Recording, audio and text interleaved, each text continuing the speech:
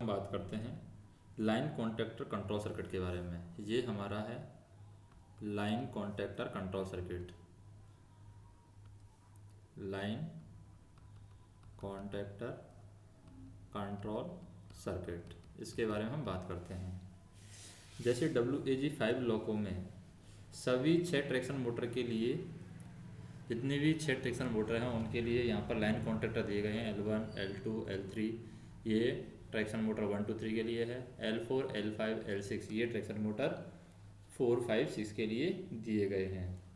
और ये सभी BA2 पैनल में एक पंक्ति में लगे हुए हैं। कहाँ पर लगे हुए हैं? ये सभी BA2 पैनल BA2 पैनल में लगे हुए हैं और एक पंक्ति में ये लाइन कॉन्टैक्टर लगे हुए हैं। और ये सभी EP कॉन्टैक्टर हैं। किस टाइप के कॉन्टैक्टर हैं ये सभी EP टाइप के कॉन्टैक्टर हैं। इनको क्लोज या ओपन कराने का काम संबंधित EP बल्ब को कंट्रोल सप्लाई के द्वारा एनर्जाइज या डी एनर्जाइज करा करके किया जाता है। यानी EP कॉन्टैक्टर हैं तो EP कॉन्टैक्टर हैं। अगर इन EP कॉन्टैक्टर को कोई काम करवाना है या इनको क्लोज या ओपन कराने का काम, ये EP कॉन्टैक्टर हैं और EP कॉन्टैक्टरों को हम ओपन या फिर क्लोज कराना चाहते हैं, ओपन करना चाहते हैं या फिर क्लोज करना चाहते हैं, तो इनको हम क्या देते हैं? EP बल्ब के सप्लाई देते हैं हम, क्योंकि EP टाइप के कॉन्टैक्टर तो EP बल्ब को हम क्या देते हैं? सप्लाई देते हैं। और EP बल्ब को सप्लाई दे करके इनको एनर्जाइज और डी एनर्जाइज इनको किया जाता है। और इनको एनर्जाइज और डी एनर्जाइज करा करके हम क्या करते हैं? इनसे काम करते हैं, यानी हम इनको क्लोज या ओपन करते हैं। इनके क्लोज होने के लिए कुछ शर्तों का पूरा होना आवश्यक है। जैसे लाइन कॉन्टैक्टर क्लोज होने की शर्तें क्या क्या हैं, उन शर्तों के बारे में बात करते हैं। जैसे क्लोज की शर्तें, पहली शर्त हम देखते हैं, MP ट्रैक्शन साइड में 0 के अतिरिक्त अन्य पोजीशन पर होना चाहिए। MP की जो ट्रैक्शन साइड है, MP ट्रैक्शन साइड में 0 के अतिरिक्त, यहाँ पर 0 नहीं है, या तो प्लस हो सकता है, अन्य पोजीशन पर N या प्लस में होना चाहिए। ट्रैक्शन साइड में MP है हमारा, वो प्लस पर होना चाहिए या फिर N पोजीशन पर हो सकता है। ये कैसी साइड में? ट्रैक्शन साइड में। तो ये एक शर्त है कि MP है हमारा ट्रैक्शन साइड में या तो N पर होना चाहिए, 0 के अतिरिक्त किसी पोजीशन पर हो सकता है, N पर हो सकता है या प्लस में हो सकता है। दूसरी इसकी कंडीशन है कि Q50 रिले, ये जो Q50 रिले है ये एनर्जाइज होनी चाहिए। ये क्लोज होगा तभी तो आगे बढ़ेगा, तो ये Q50 रिले है, ये एनर्जाइज होनी चाहिए। तीसरी शर्त में हम आ जाते हैं कि L1, L2, L3, ये L1, L2, L3 है, इनके लिए क्या है? L1, L2, L3 के लिए HVSI1 स्विच दिया गया है, तथा HVSI1 स्विच किसके लिए दिया गया है?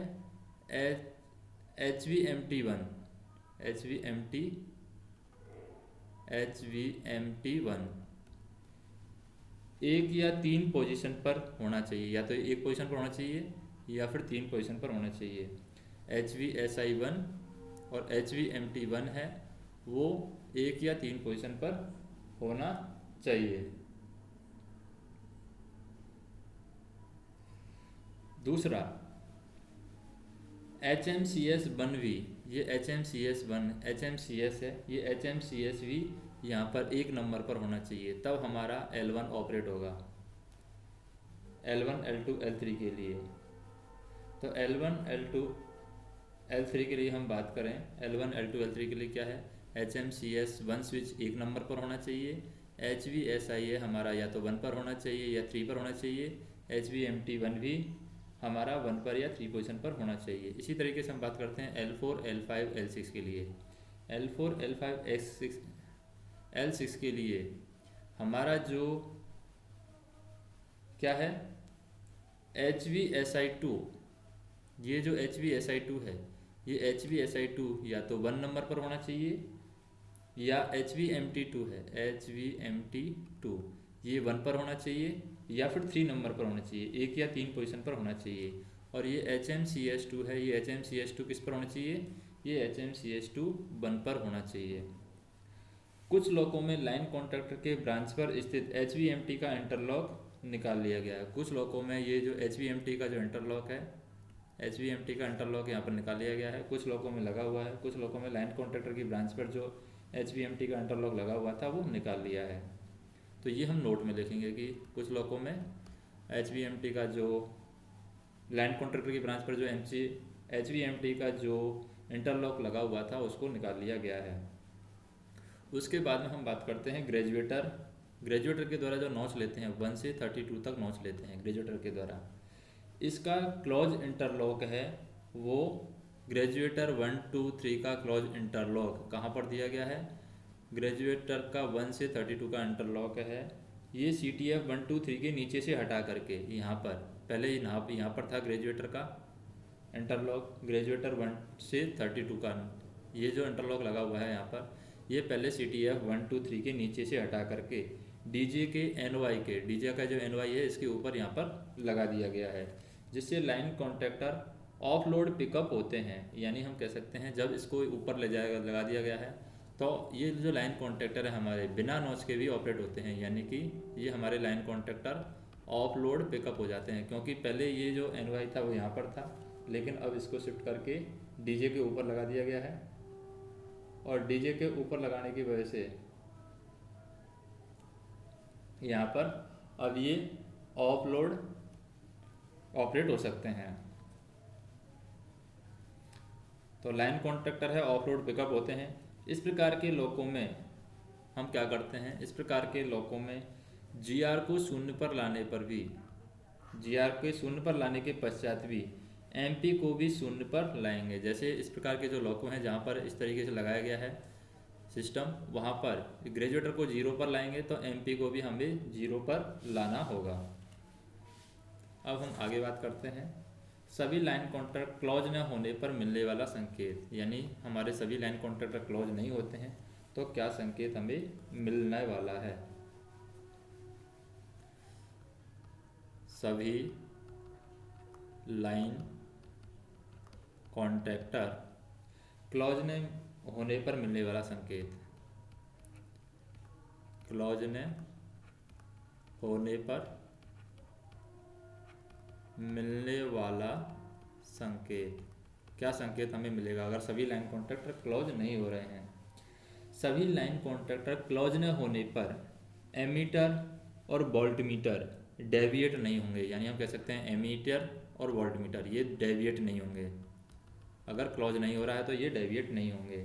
नॉच रिपीटर नॉच बताएगा, जो हमारा नॉच रिपीटर है ये बताएगा नॉच की नॉच लिया हुआ है, नॉच बताएगा। LSGR है वो हमारा बुझेगा, LSGR क्या करेगा, बुझ जाएगा, LSGR बुझेगा। और ट्रैक्शन लॉस मिलेगा और लोको मूव नहीं होगा, ट्रैक्शन लॉस मिलेगा और हमारा जो लोको है वो मूव नहीं होगा, मूव नहीं होगा। अब इसका निवारण कैसे करेंगे, जैसे मान लीजिए लाइन कॉन्ट्रैक्टर क्लोज नहीं हो रहे हैं तो ये हमें संकेत मिल गए। अब इसका निवारण हम कैसे करेंगे, पूर्व के अनुसार यानी पूर्वानुसार, जैसे पूर्व में निर्धारित है उसी के अनुसार बात करते हैं। पूर्वानुसार लाइन कॉन्ट्रैक्टर क्लोज न होने के कारणों की हम जांच करेंगे कि किस वजह से लाइन कॉन्ट्रैक्टर क्लोज नहीं हो रहे हैं, उनका निवारण करेंगे। यदि सफलता नहीं मिलती है तो अधिकतम 2 एक ग्रुप में से एक लाइन कॉन्ट्रैक्टर को बेच कर सकते हैं। जैसे L1, L2, L3 इनमें से कोई एक लाइन कॉन्ट्रैक्टर बेच कर सकते हैं।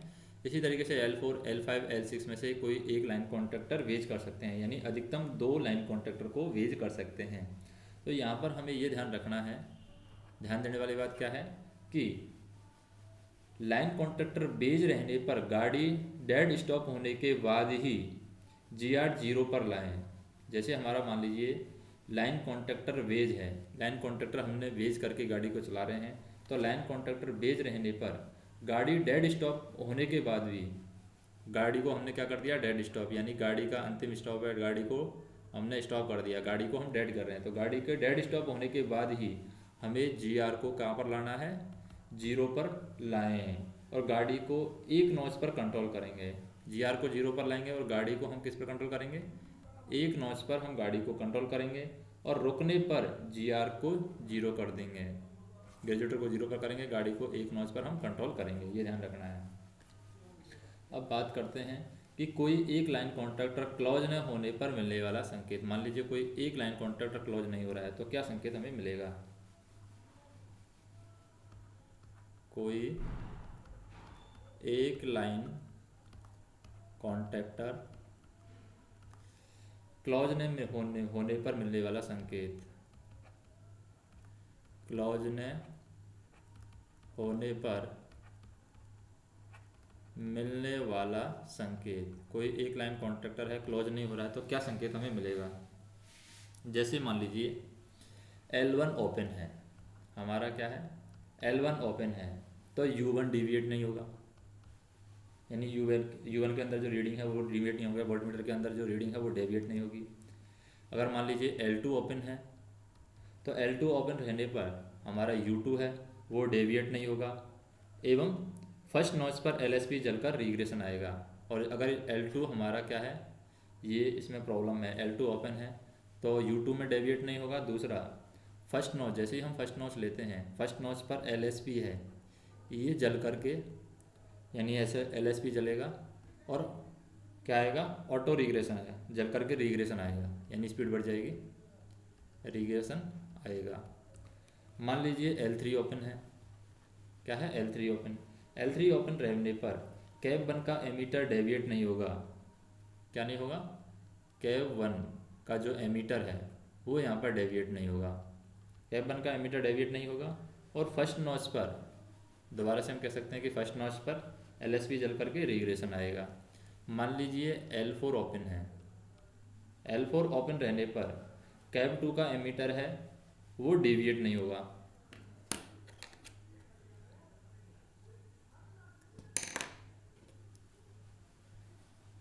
कैप 2 का जो एमीटर है यहाँ पर L4 और ओपन है तो कैप 2 का जो एमीटर है, कैप 2 का एमीटर वो डेविएट नहीं होगा।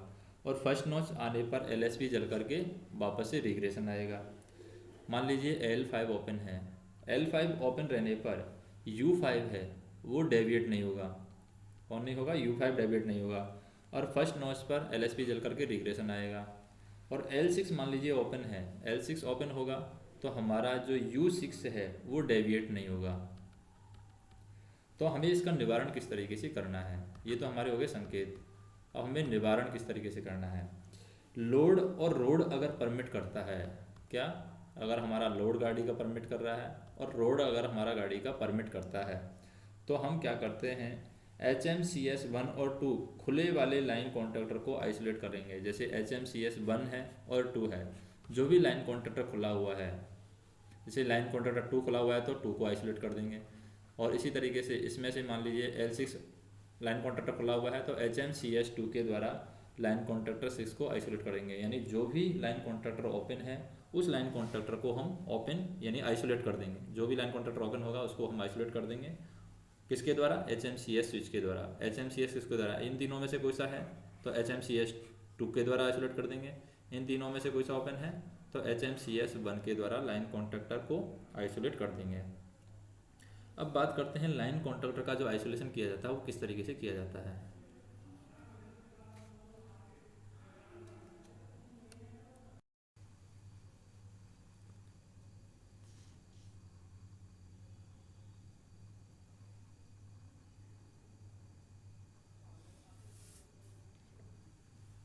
अब देखते हैं हम लाइन कॉन्ट्रैक्टर का आइसोलेशन किस तरीके से किया जाता है।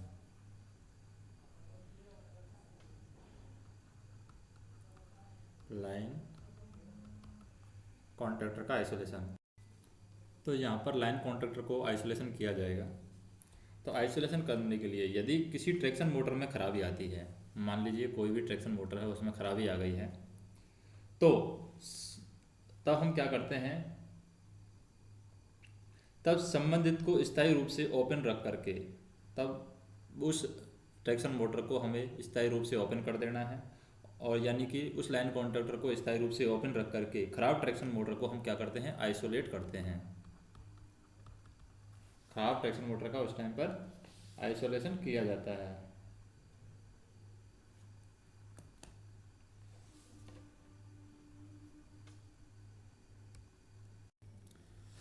हम यहाँ पर लाइन कॉन्ट्रैक्टर के आइसोलेशन की बात कर रहे थे। Line contractor isolation.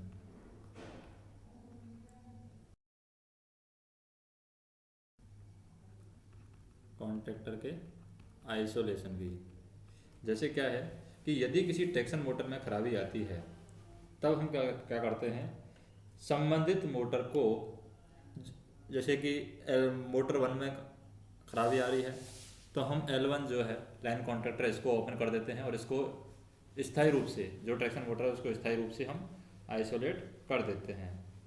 तो हम इस तरीके से कह सकते हैं L1, L2, L3 को ओपन रख करके हम traction motor 1, traction motor 2, traction motor 3 इसको आइसोलेट करने के लिए हमें क्या करना होगा, HMCS1 स्विच का हम उपयोग करेंगे तथा line contractor 4, line contractor 5, line contractor 6 इसको ओपन रख करके हम traction motor 4, traction motor 5, traction motor 6 को आइसोलेट करने के लिए यहाँ पर HMCS स्विच नंबर 2 ये लगाया गया है। अब इनकी पोजीशन के अकॉर्डिंग बात करें कि मान लीजिए HMCS स्विच की पोजीशन 1 है। अगर HMCS स्विच है ये पोजीशन 1 पर है, इसका मतलब क्या है, इसका मतलब ये है कि हमारे L1, L2, L3 तीनों कॉन्ट्रैक्टर क्लॉज हैं।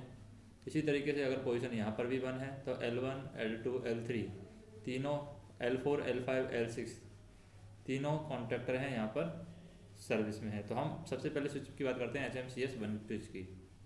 HMCS1 स्विच में 1 नंबर की पोजीशन पर है ये HMCS1। इसका मतलब क्या है कि हमारी तीनों मोटर L1, L2, L3 यहाँ पर तीनों क्लॉज है, 1 पोजीशन पर है। इसका मतलब हमारी तीनों ट्रैक्शन मोटर सर्विस में है। मान लीजिए सेकंड पोजीशन पर आ गया है, HMCS की सेकंड पोजीशन पर आ जाते हैं। सेकंड पोजीशन पर आ जाएंगे तो ये सेकंड पोजीशन हो जाएगी, यहाँ पर ये सेकंड पोजीशन हो जाएगी। तो इसकी अगर सेकंड पोजीशन आ गई है, HMCS1 की पोजीशन सेकंड आ गई है, इसका मतलब क्या है, second position, second position, second position. इसका मतलब ये है कि L1 हमारा आइसोलेट हो गया है, यानी L1 हमारा ओपन हो गया है। जैसे ही पोजीशन 2 पर आएगी L1 हमारा ओपन हो गया है, इसका मतलब ट्रैक्शन मोटर हमारी 1 आइसोलेट हो गई है। इसी तरीके से मान लीजिए पोजीशन इसकी 3 पर आ जाती है तो 3 पर आ जाएगी, इसका मतलब क्या है, 3 पर हमारा L2 3 पोजीशन है, इस 3 पोजीशन पर हमारा L2 ओपन हो जाएगा और ट्रैक्शन मोटर 2 आइसोलेट हो जाएगी। इसी तरीके से 4 नंबर की पोजीशन है, 4 नंबर की पोजीशन पर क्या होता है, 4 नंबर की पोजीशन पर हमारा 3 आइसोलेट हो जाता है। 4 नंबर की पोजीशन पर L3 हमारा आइसोलेट हो जाएगा और हम कह सकते हैं कि ट्रैक्शन मोटर 3 आइसोलेट हो गई है। इसी तरीके से हम HMCS2 की बात करते हैं। HMCS2 स्विच अगर 1 पोजीशन पर है, इसका मतलब L4, L5, L6 तीनों कॉन्ट्रैक्टर क्लॉज हैं और हमारी ट्रैक्शन मोटर 4, 5, 6 से वर्किंग पोजीशन में है, यानी सर्विस में है। मान लीजिए HMCS स्विच 2 पर गया है, 2 पर गया, इसका मतलब क्या है, L4 हमारा ओपन हो गया है। 2 पर जाते ही L4 ओपन हो जाएगा तो ट्रैक्शन मोटर 4 हमारी आइसोलेट हो जाएगी। 3 पर जाते ही हमारा L5 ओपन हो जाएगा और इसका मतलब हम कह सकते हैं ट्रैक्शन मोटर 5 हमारी आइसोलेट होगी। और 4 पर जाते ही HMCS स्विच 4 पर चला जाएगा, इसका मतलब हमारा L6 है वो ओपन हो गया, इसका मतलब हम कह सकते हैं कि ट्रैक्शन मोटर हमारी 6 है वो आइसोलेट हो गई है अगर 4 नंबर की पोजीशन पर चला जाता है। तो यहाँ पर हमें ये ध्यान रखना है कि HVSI1 या HVSI1 या फिर हम बोल सकते हैं HVMT1 में से किसी भी एक स्विच को 0 पर रखने पर, जैसे HVSI1 या HVMT1 है, इसमें से किसी भी स्विच को अगर हम 0 पर रख देते हैं, 0 पर रखने से L1, L2, L3 ओपन हो जाते हैं। ये तीनों यहाँ पर ओपन हो जाएंगे, L1, L2, L3, क्योंकि इसको अगर 0 पर रख देंगे तो स्विच बंद हो जाएगा। L1, L2, L3 तीनों ओपन तथा ट्रैक्शन मोटर 1, 2, 3 एक साथ आइसोलेट हो जाएंगी। इसी तरीके से HVSI2 है, HVSI2 में हम देखें HVSI2 या फिर हम बोल सकते हैं इसको HVMT2, इसमें से किसी भी स्विच को HVSI2 को अगर 0 पर रख देते हैं या HVMT2 को 0 पर रख देते हैं तो हमारा L4, L5, L6 ये कॉन्ट्रैक्टर हैं, लाइन कॉन्ट्रैक्टर, ये ओपन हो जाते हैं और हमारी ट्रैक्शन मोटर 4, 5, 6 तीनों एक साथ आइसोलेट हो जाएंगे। अब बात करते हैं हम शंटिंग कॉन्ट्रैक्टर की। शंटिंग कॉन्ट्रैक्टर जैसे QWC, ये है हमारा shunting contractor. QWC shunting contractor, S1, S2, S4, S3, S5, S6, ये है शंटिंग कॉन्ट्रैक्टर। शंटिंग कॉन्ट्रैक्टर, तो शंटिंग कॉन्ट्रैक्टर की हम बात करते हैं। क्या होता है शंटिंग कॉन्ट्रैक्टर में? WAG5 लोकोमोटिव में 6 शंटिंग कॉन्ट्रैक्टर लगाए गए हैं। यहाँ पर S1, S2, S3, S4, S5, S6, ये 6 शंटिंग कॉन्ट्रैक्टर्स WAG5 में लगे हुए हैं। और इन शंटिंग कॉन्ट्रैक्टरों के 6 ही यहाँ पर प्रतिरोध लगे हुए हैं, 6 शंटिंग प्रतिरोध लगे हैं। ये शंटिंग कॉन्ट्रैक्टर, ये जो शंटिंग कॉन्ट्रैक्टर है यहाँ पर, ये ZQWC weight compensating relay switch के द्वारा रिमोटली कंट्रोल होते हैं। ZQWC, ये ZQWC है, इसके द्वारा ये शंटिंग कॉन्ट्रैक्टर ऑपरेट होते हैं। ZQWC को क्या कहते हैं हम? Weight compensating relay switch, weight compensating, W4 weight, C4 compensating, Q4 relay and Z4 switch. तो ये हम कह सकते हैं कि ये जो शंटिंग कॉन्ट्रैक्टर हैं ZQWC weight compensating relay switch के द्वारा रिमोटली ऑपरेट होते हैं या रिमोटली कंट्रोल होते हैं। जब ZQWC को ऑन करते हैं, जैसे ही हम इसको ऑन करेंगे, ZQWC को यहाँ पर ऑन किया जाता है, तब QWC वेट कंपनसेटिंग रिले हमारी एनर्जाइज हो जाती है, और वेट कंपनसेटिंग रिले एनर्जाइज हो जाती है, जिससे संबंधित शंटिंग कॉन्ट्रैक्टर हमारा पिकअप हो जाता है। जैसे ये एनर्जाइज हो जाएगी तो इससे हमारा संबंधित जो शंटिंग कॉन्ट्रैक्टर है वो पिकअप हो जाएगा। WAG5 लोको में हम बात करते हैं कि WAG5 लोको में जब चढ़ाई पर गाड़ी स्टार्ट करते हैं, जब गाड़ी कहाँ चल रही हो? चढ़ाई पर। यहाँ पर अगर गाड़ी हम स्टार्ट कर रहे हैं WAG5 लोको में, चढ़ाई पर गाड़ी स्टार्ट करते हैं, तब कैब नंबर लीडिंग होती है। कैब नंबर जो 1 है वो हमारी होती है लीडिंग। कैब नंबर 1 लीडिंग हो तो एक्सल नंबर 1 to 4 पर लोड कम आने के कारण, अगर कैब नंबर 1 लीडिंग है तो इसका मतलब हम कह सकते हैं 1 to 4 इस पर लोड कम आएगा। कैब नंबर का जो व्हीकल नंबर होता है 1 to 4, इस पर लोड कम आने के कारण करंट डिफरेंस होने से व्हील स्लिप आता है, क्योंकि 1 to 4 पर क्या होता है? लोड कम आने के कारण यहाँ पर करंट डिफरेंस ज़्यादा हो जाएगा, और करंट डिफरेंस ज़्यादा होने की वजह से व्हील स्लिप आने की संभावना बढ़ जाती है। तब हमें क्या करना है? उस टाइम पर हमें ZQWC को ऑन करते हैं, यानी कि weight compensating relay switch ZQWC को ऑन करते हैं। तब QWC रिले यहाँ पर एनर्जाइज होती है, जिससे कक्ष नंबर 1 की ओर जाते समय, जिससे हम जाते हैं कक्ष नंबर 1 यानी कैब नंबर 1 की ओर जाते समय शंटिंग कॉन्ट्रैक्टर हैं 1 to 4 पिकअप होते हैं। तो यहाँ पर जो शंटिंग कॉन्ट्रैक्टर लगे हुए हैं 1 की तरफ जाते समय, शंटिंग कॉन्ट्रैक्टर 1 to 4 ये यहाँ पर पिकअप होते हैं। शंटिंग कॉन्ट्रैक्टर 1 to 4 पिकअप होते हैं, जिससे ट्रैक्शन मोटर 1 to 4 की फील्ड के समांतर में रेजिस्टेंस, तो यहाँ पर इससे क्या होता है? ये शंटिंग कॉन्ट्रैक्टर हैं 1 to 4 पिकअप हो जाते हैं, तो इससे यहाँ पर 3 ट्रैक्शन मोटर होती है हमारे पास में 1 to 4। 1 to 4 की ट्रैक्शन मोटर के फील्ड के समांतर रेजिस्टेंस जुड़ जाता है, फील्ड के समांतर यानी फील्ड के पैरेलल में यहाँ पर रेजिस्टेंस जुड़ जाता है इनके पिकअप होने की वजह से। तथा कैब नंबर 2 की ओर जाते समय, जब हम कैब नंबर 2 की तरफ जाते हैं, तो कैब नंबर 2 की तरफ जाते हैं, इधर जाते हैं कैब नंबर 2 की तरफ, तो कैब नंबर 2 की तरफ जाते समय शंटिंग कॉन्ट्रैक्टर हैं 653, ये शंटिंग कॉन्ट्रैक्टर हैं 653 पिकअप होते हैं, जिससे ट्रैक्शन मोटर 653 की फील्ड के समांतर, इस ट्रैक्शन मोटर 653 का जो फील्ड होता है उस फील्ड के समांतर या फील्ड के पैरेलल में क्या हो जाता है? रेजिस्टेंस जुड़ जाते हैं, रेजिस्टेंस यहाँ पर जुड़ जाते हैं। शंटिंग रेजिस्टेंस के जुड़ने से, अब ये शंटिंग रेजिस्टेंस यहाँ पर जुड़ जाते हैं, तो हम कह सकते हैं शंटिंग रेजिस्टेंस के जुड़ने से संबंधित ट्रैक्शन मोटर के समूह में प्रभावित करंट का अंतर है, जो करंट डिफरेंस की वजह से QD, करंट डिफरेंस की वजह से व्हील स्लिप आ रहा था, वो करंट डिफरेंस यहाँ पर कम हो जाता है, क्योंकि ये पैरेलल में रेजिस्टेंस जुड़ जाते हैं। फलस्वरूप हम कह सकते हैं कि व्हील स्लिप की संभावना यहाँ पर खत्म हो जाती है। तो हम यहाँ पर कह सकते हैं कि मॉडिफाइड WAG7 लोको में, जो हमारा WAG7 लोको आ रहा है मॉडिफाइड टाइप का, मॉडिफाइड WAG7 लोको में ZQWC के ऑन करने पर कैब नंबर 1 की ओर जाते समय शंटिंग कॉन्ट्रैक्टर 1 2 3 पिकअप होते हैं, मॉडिफाइड लोको में 1 2 3 पिकअप होते हैं, तथा कैब नंबर 2 की ओर जाते समय शंटिंग कॉन्ट्रैक्टर है वो 6 5 4 पिकअप होते हैं।